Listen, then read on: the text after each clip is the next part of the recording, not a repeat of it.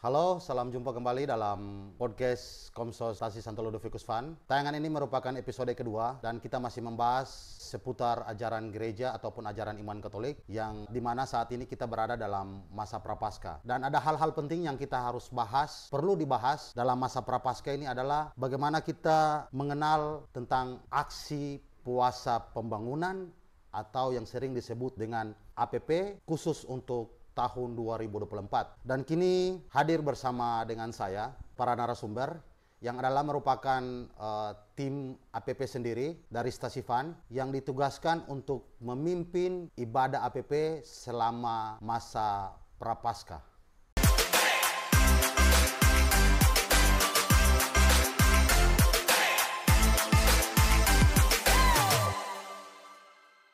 Langsung kita sapa saja. Selamat malam Ibu Ira dan Ibu Tina. Selamat malam. Bagaimana kabarnya? Luar biasa baik. Ibu Ira saat ini aktivitasnya apa? Saat ini ya saya seorang guru agama Katolik, tugas di Somlain, dan untuk sekarang di Stasi Van saya juga tim katekese yang pada masa Prapaskah ini kembali dipercayakan untuk memimpin ibadah APP. Wow. Ibu Tina sendiri?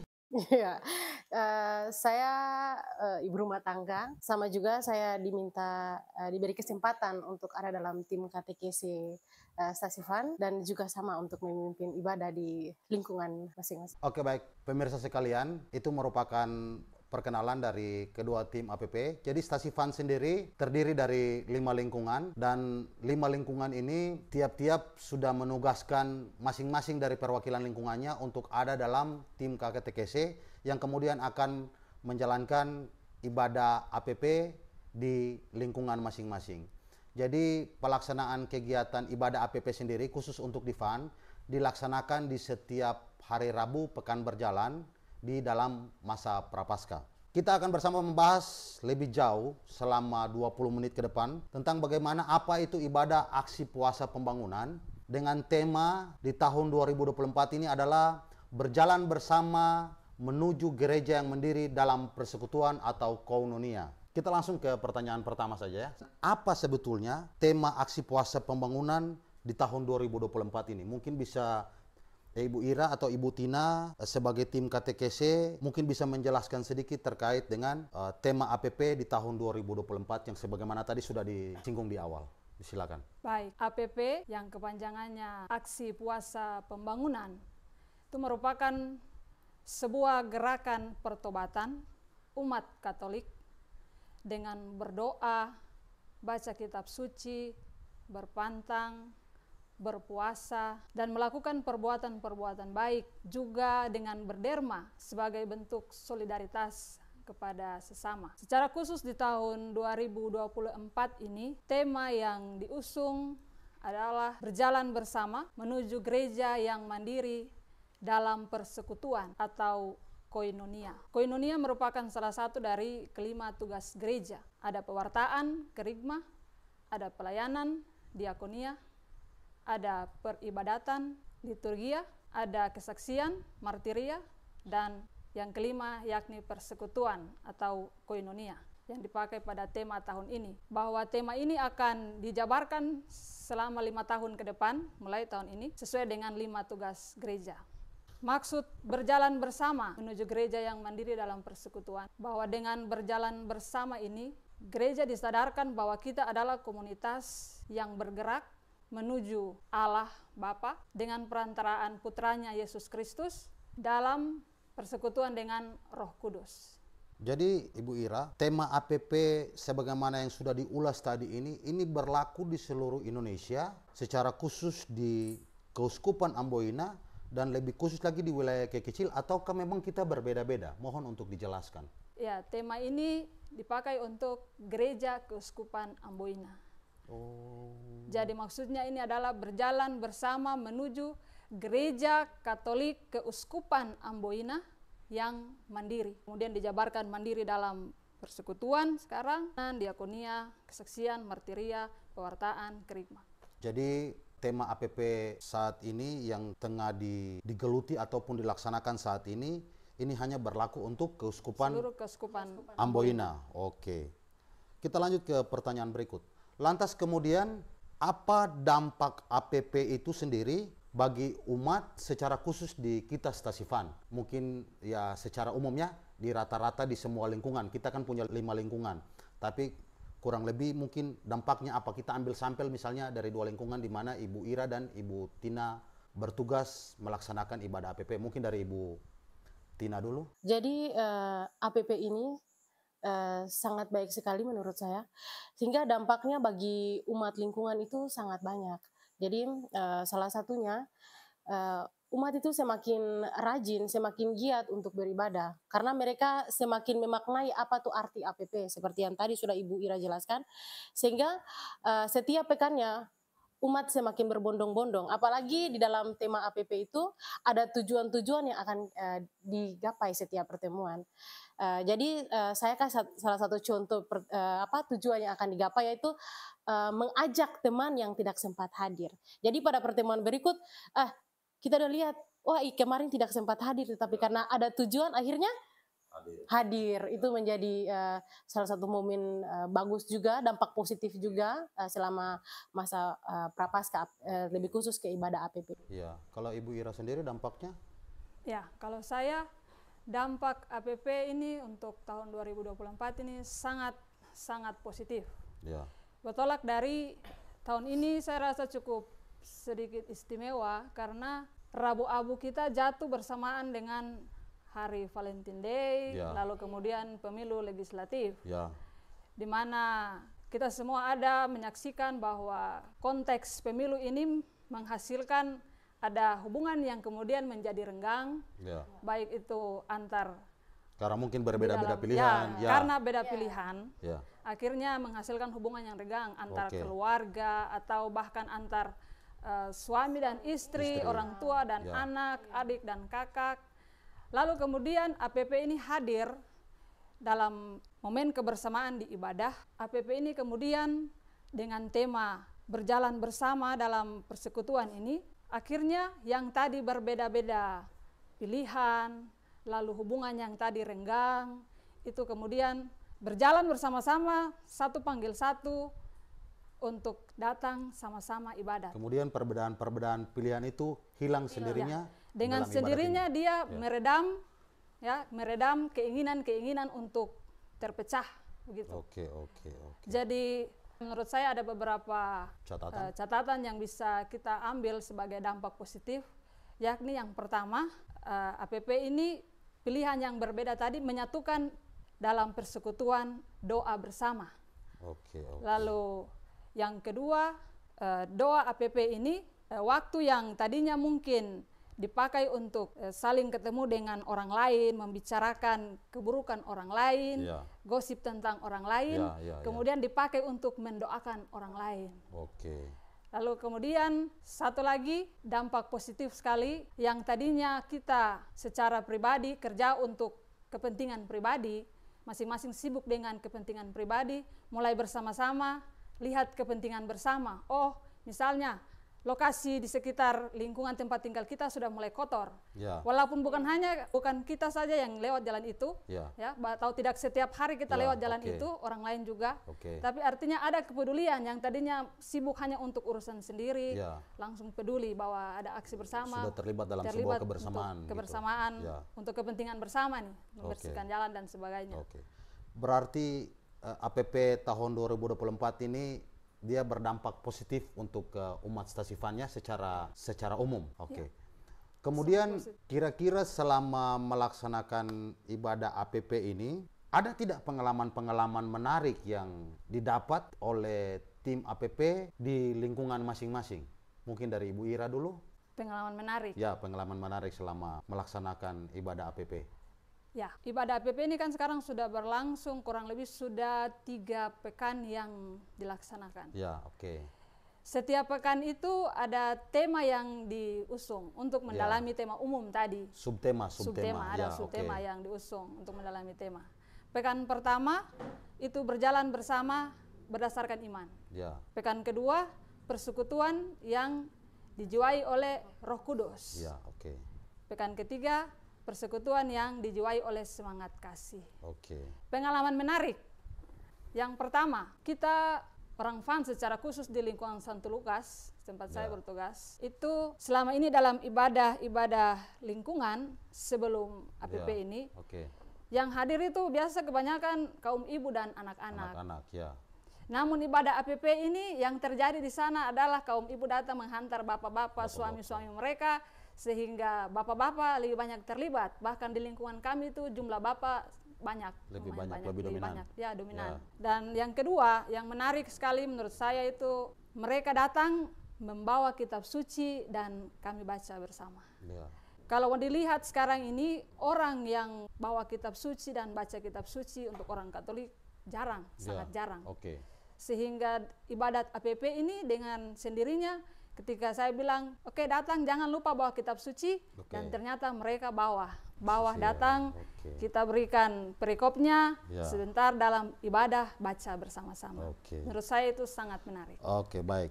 Kalau di lingkungan tempat Ibu Tina bertugas sendiri, apa pengalaman menarik? Pengalaman menarik di lingkungan saya, kebetulan saya di lingkungan Hati Kudus Yesus, lingkungan 2, yang bikin APP ini beda dengan ibadat lainnya, yaitu setiap ibadat pasti ada doa umat, dan doa umatnya dilakukan secara spontan.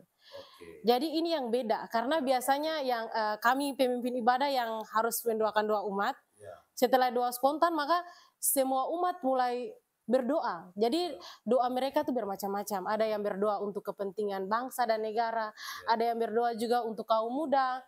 Ya, saya harap sih ada juga untuk berdoa untuk pasangan muda-mudi yang belum berpasangan, ya, supaya mungkin cepat menemukan jodoh. Jadi dengan adanya doa APP ini, saya rasa kesan yang paling menarik buat saya yaitu yang pertama itu umat lebih proaktif untuk berdoa. Ya, jadi bukan saja pemimpin ibadah yang harus mendoakan, tetapi umat juga ikut aktif untuk berdoa. Yang kedua yaitu yang bikin saya merasa senang berada di lingkungan 2, yaitu walaupun bermacam-macam konflik kecil-kecil dalam hidup, tetapi saat berdoa semua akan mendoakan hal yang sama, yaitu berdoa untuk kebersamaan, untuk kerukunan, persekutuan umat lingkungan. Itu yang bikin menarik. Terus yang ketiga yaitu aksi-aksi nyata, seperti tadi Ibu Ira bilang bahwa membersihkan jalan. Kebetulan di lingkungan kami, tempat pelindung kami Hati Kudus Yesus ada di tengah-tengah lingkungan. Saat APP ini mungkin sebelumnya biasanya apostolat, kebetulan apostolat biasa membersihkan, tetapi ada APP ini umat lingkungan itu berbondong-bondong, langsung memberi Pak, bagaimana kita bersihkan Hati Kudus Yesus?